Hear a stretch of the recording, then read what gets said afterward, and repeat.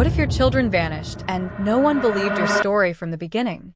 What if, in a moment of silence, just a few seconds too long, everything you love is gone?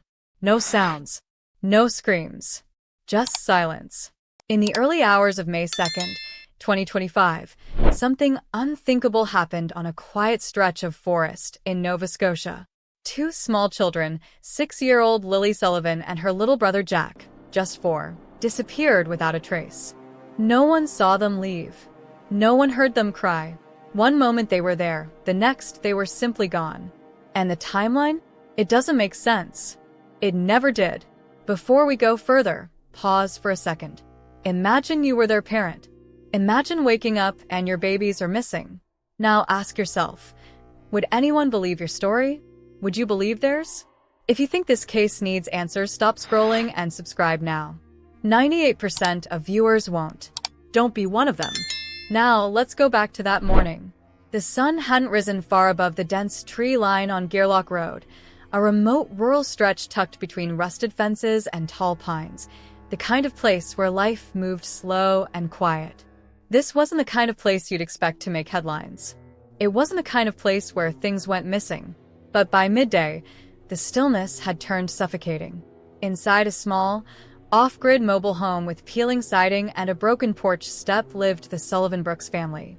Malaya Brooks Murray, a young mother of 3, was home with her children, Lily, Jack, and their baby sister Meadow. Also in the house was Daniel Martell, Malaya's partner and the children's stepfather. Just beyond the woods, in another small home on the same lot, lived Daniel's aging mother. It should have been an ordinary day, but something was off. Malaya later told investigators that it all started when she realized she couldn't hear the children anymore. "We were just lying in bed," she said quietly in a later interview. "The baby was next to us. It got quiet in the other room. I asked Daniel, 'Do you hear the kids?' And he said no. They said they got up, checked the house, called out their names." Panic rising. A few minutes passed, maybe more. That's when Malaya picked up the phone and dialed 911.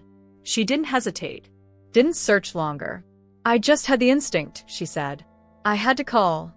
That instinct set everything in motion. But from the very first minutes, something didn't feel right. Police dispatchers would later say the tone of the call was calm. Too calm.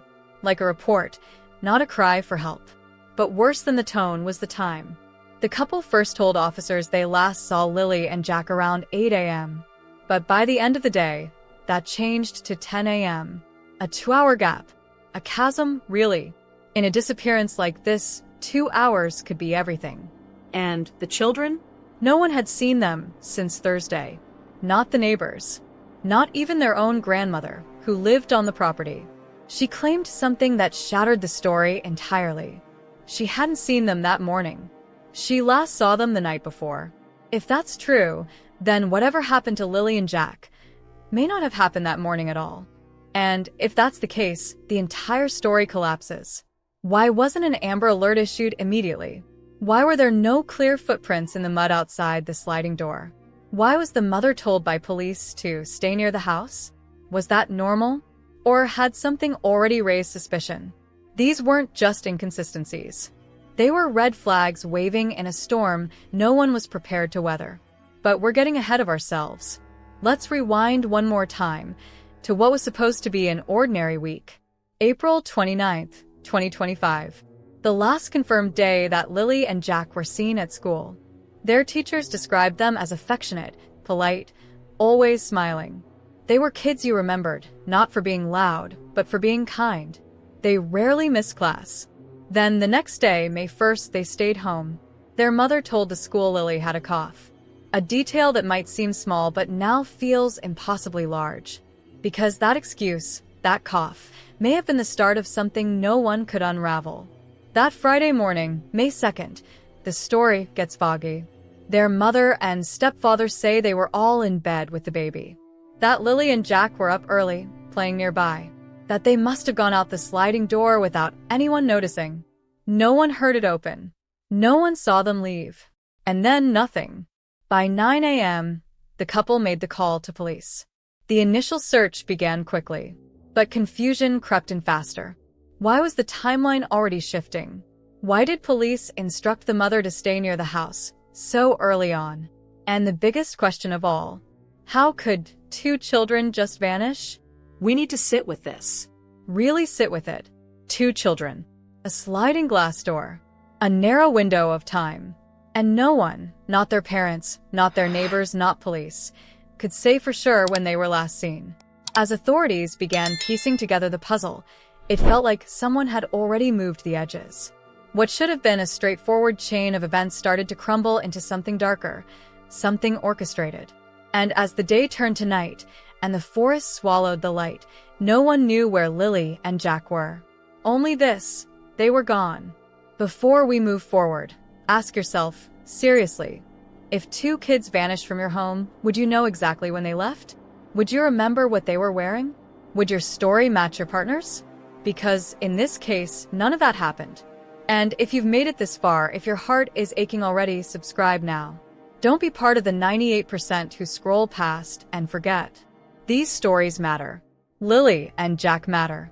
Let's make sure they're not lost in silence. What if the scariest part of a child's disappearance wasn't that they were gone, but that every adult who should have protected them can't tell the same story? Lily and Jack Sullivan weren't lost in a crowd. They didn't wander away during a busy outing or disappear from a public place. They vanished from their own home, from the one place that should have been safe. And yet, from the very first day, the truth started to twist. Details blurred. Timelines shifted. Facts, real, basic facts, became guesses. And slowly, painfully, a dark possibility began to rise. What if this wasn't a tragedy? What if it was a cover-up? If you're still watching, take a breath. This is the part where everything begins to unravel. And if you haven't already, please hit subscribe. 98% of viewers don't. But staying silent is part of how these stories get buried. We owe Lily and Jack more than that. Let's go back to the hours after the 911 call. The Royal Canadian Mounted Police wasted no time launching an extensive search. Helicopters thundered overhead. Police dogs sniffed the earth. Drones flew grid patterns. Volunteers and professionals scoured 4 square kilometers of rugged wilderness. But the forest gave nothing back. No clothes. No sounds. No signs. Just silence. And as that silence grew louder, the questions turned inward. Inside the house, something didn't sit right. It started with the parents. Daniel Martel, the children's stepfather, was the first to speak publicly. Often. In front of cameras. On local news. Online. He described the timeline. Spoke of rain boots left behind. Mentioned Lily's backpack sitting by the door. He said all the right things. But something felt off. His voice was steady. Too steady. He spoke like he was reading from memory, not from pain. As if the moments he described didn't belong to him. And when he talked about the exact time the kids vanished, that time kept changing. Sometimes he said it was 8 a.m., other times 9 o'clock, then 10 o'clock. Each time he gave a new answer. Each time he opened his mouth, it made everything worse. And then there was Malaya Brooks Murray, the children's mother. Her interviews were different. She was emotional, visibly shaken. Her voice cracked. She cried. She didn't sound rehearsed, but her words raised their own red flags. People noticed she rarely said I. Even when describing things only she could have done, she used we. We woke up. We noticed they were gone. We started looking. A small detail, maybe, but in a case built on fractured words, it felt like she was stepping outside her own story. Like she didn't want to own any single moment alone. And when asked why she called 911, she hesitated. Just enough to catch. I just had the instinct, she said. Her voice almost broke. It wasn't evidence. It wasn't confession. But it was real. And in a story where almost everything else felt staged, that was rare. But the most haunting part of all? The timeline. If you've ever followed a child abduction case, you know, time is everything. It's not just a number on a clock. It's the spine of the investigation. If that breaks, everything collapses. And here, it broke from the start. Authorities were told Lily and Jack were last seen at 8 a.m. Then that changed to 10 o'clock. What happened in those 2 hours? And more importantly, why can't the people closest to them remember? Were they asleep with the baby? Feeding her? Was the baby even awake? Every version of their story answers differently. That might be easy to excuse. After all, trauma warps memory. But then came something harder to ignore. No one, not even the parents, could say what Lily and Jack were wearing when they disappeared. Think about that. 2 young children go missing, and no one can describe their clothes. Mentions were made of a pull-up diaper, a pair of rain boots, but no pants, no shirts, nothing definite, nothing that matched between interviews. How do you forget what your child wore that morning? Especially when you're the last person to see them. Now add this. Gearlock Road is cold in the morning, damp, foggy, often muddy. Any child wandering outside would need more than rain boots and a diaper. So the question shifted. Did they really leave on their own? Or were they never outside to begin with? Daniel repeatedly mentioned Lily's backpack. But that backpack? It was never found. Not by drones. Not by dogs. Not by family. Did she take it? Did it vanish with her? Or did it never exist that morning at all? Only 2 faint sets of footprints were found near the house. No path through the trees. No trail into the brush. Just 2 small impressions like ghosts passing through the dirt. And that was it. Even worse, police discovered that the children had missed school on May 1st. Not just May 2nd. That detail, that Lily had a cough, started to feel suspicious. Was the illness real? Or was it an excuse? And if it was an excuse, what was going on inside that home? One by one, the facts slipped away, replaced with half-truths, vague recollections, and silence. Meanwhile, the community watched in disbelief. How could the story change this much, this fast? Searchers were still combing the woods, coming back with nothing but mosquito bites and muddy boots. And inside the home, the story was rotting. Let's be honest, there's something inside all of us that wants to give people the benefit of the doubt, especially in grief, especially in panic. But this wasn't confusion. This was chaos.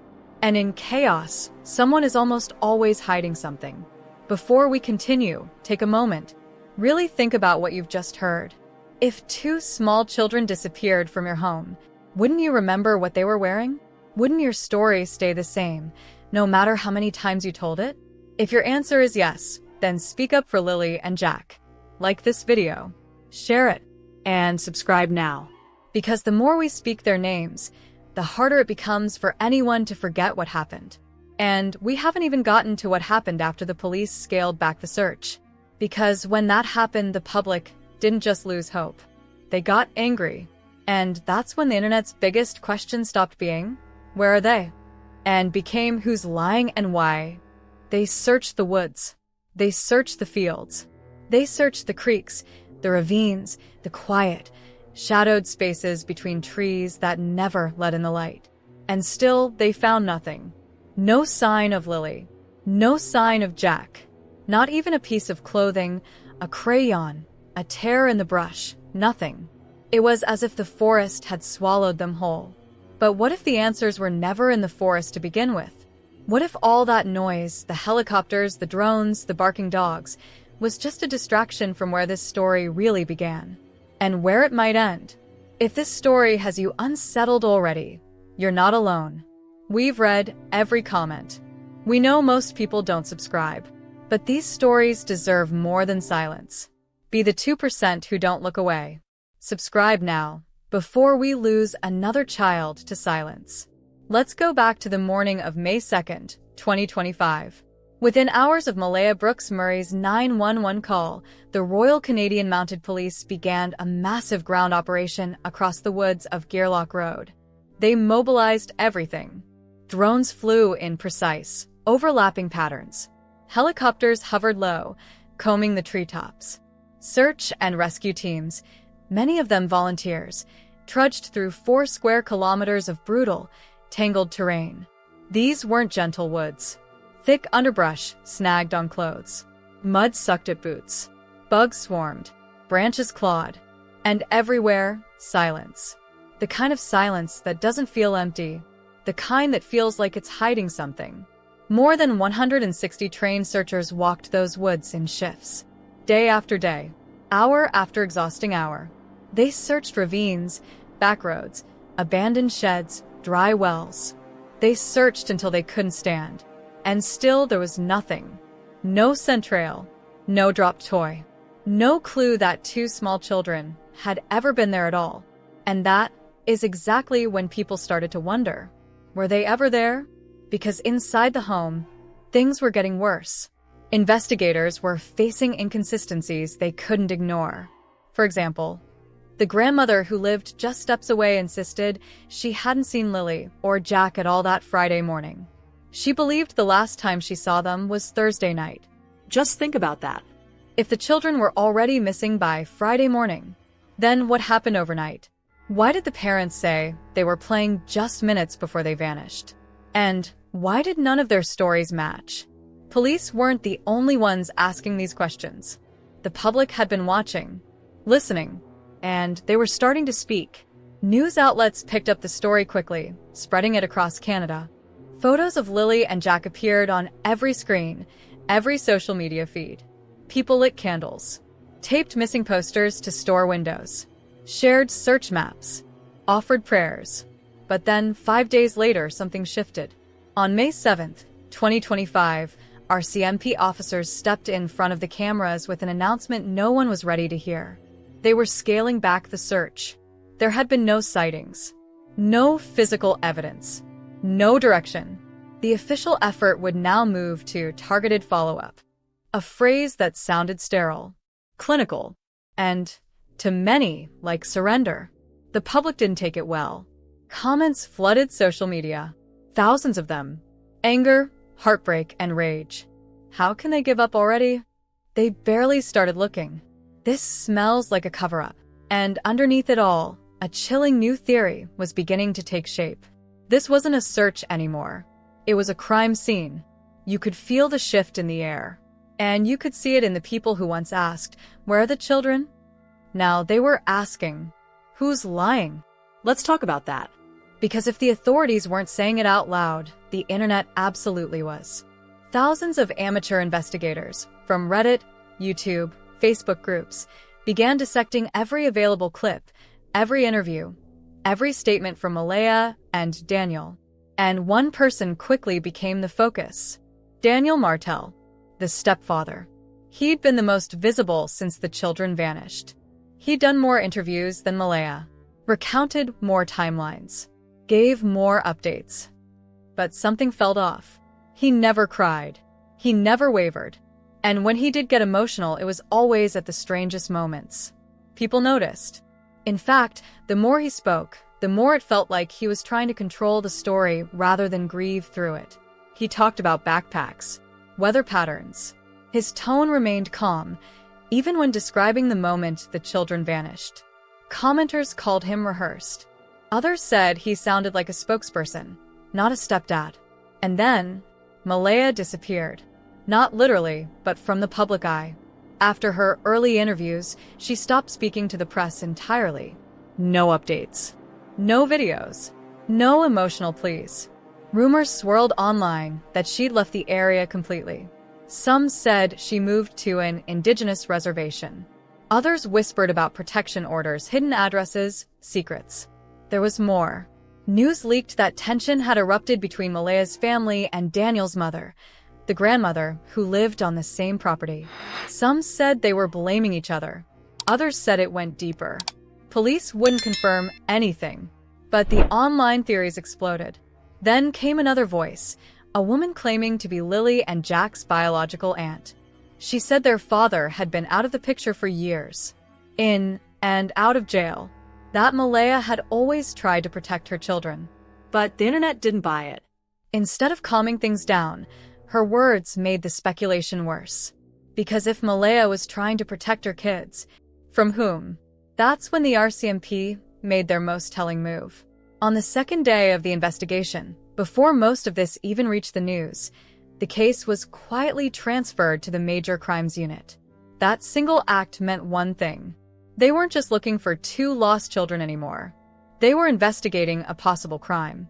That's not standard. That doesn't happen just in case.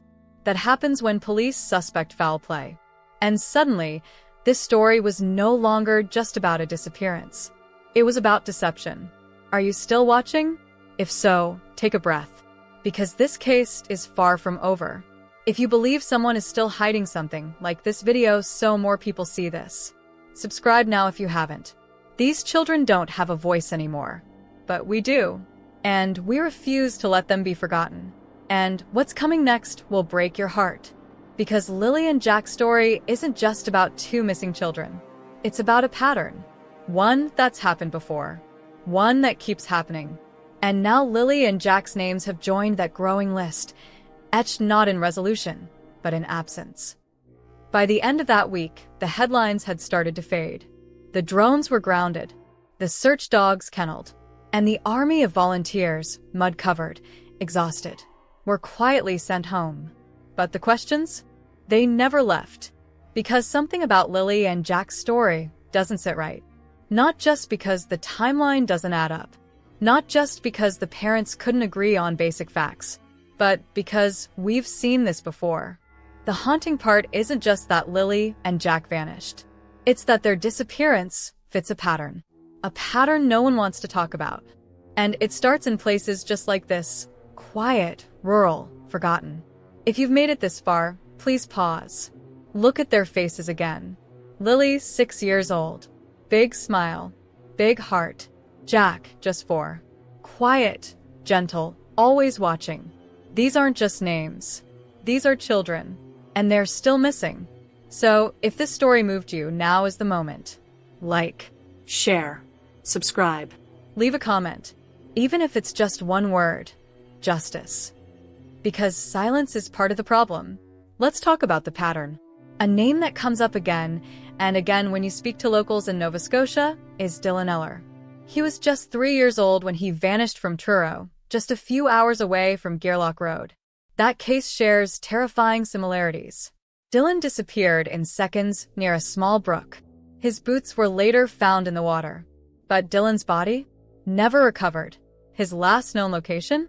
A quiet, wooded town with poor surveillance. No witnesses. No sounds. Just like Lily and Jack. Another case, Jennifer Soddo and Stephen Stearns, children who vanished without warning in Saskatchewan. Same age group. Same rural setting. Same vague, conflicting reports. Same silence. There's something about these cases. Something that ties them together in the worst way. It's not just geography. It's not just the woods. It's the vanishing urgency. Too often, when these children go missing from remote areas, the alerts come late. The resources arrive slower. The coverage disappears in days. And the pattern gets worse. A chilling number of these missing children, Lily, Jack, Dylan, are mixed race or indigenous. And it forces us to ask, would this case have been treated differently if they looked different? If they lived in a suburb? If their parents had more money? A cleaner past? Would the Amber Alert have come faster? Would the national media still be watching? These are uncomfortable questions. But they matter. Because behind every one of these stories is a family left screaming into the dark. And a public that forgets them too soon. In Lily and Jack's case, the silence is deafening. The RCMP won't confirm whether they suspect foul play. They haven't named any suspects. They haven't found any physical evidence. And the file, now in the hands of the Major Crimes Unit, remains open, but eerily quiet. Relatives and friends still search the woods on their own. No drones. No dogs. No backup. Just boots on the ground, dragging grief through mud, thorns, and hopelessness. They haven't given up, even if it feels like everyone else has. And that's the most unbearable truth of all. When Lily and Jack vanished, the world blinked. And in that blink, they were gone. No confirmed sightings. No bodies. No closure. Just an unfinished story, told through inconsistencies, contradictions, and tears that no longer fall on camera. But you're still here. You stayed. You listened. You cared. And that matters more than you know. Because while the forest swallowed their footprints, it doesn't have to swallow their names. Lily and Jack Sullivan are still missing. And until we know what happened, we don't stop talking. So, here's what you can do. Hit the subscribe button. If you made it this far, you're part of the 2% who actually care. That small act helps spread their story farther than any headline ever will. Comment below. Share what you feel. Your heartbreak. Your theory. Your outrage. Don't let their story fade in silence. Share this video. With friends. With groups. On forums. On Facebook. Everywhere. You never know who might recognize a face or remember something they didn't think mattered. Because in stories like these, it's never too late for someone to come forward. And sometimes, all it takes is one voice. Thank you for following Lily and Jack's story to the end. We may not have the answers yet, but together, we'll never stop looking. We'll see you in the next video. Until then, hold your children close. And never, ever forget the names. Lily and Jack.